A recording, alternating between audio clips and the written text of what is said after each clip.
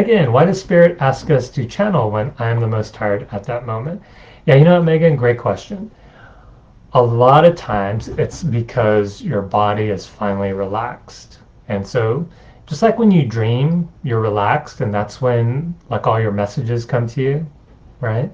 And let me know if people are dreamers, right? You get messages, spirit guides come to you in your dreams. Um, it's because you're more relaxed. That's when the messages will come through more easily. Okay. Oftentimes, when you're stressed, when you're trying too hard, too much effort, when you're overthinking it all, that's when your gifts actually shut off. Okay.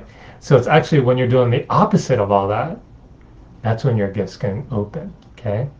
Now, what you can do though, Megan, is just like what I mentioned earlier, you set up rules with spirits like, nope, you can't come in like that. Otherwise, I won't communicate with you. You come in when I want you to. You come in when I ask you to. All right? So yeah, it's less that they're asking you when you're most tired. It's more that your channels are just more open anyway. Okay?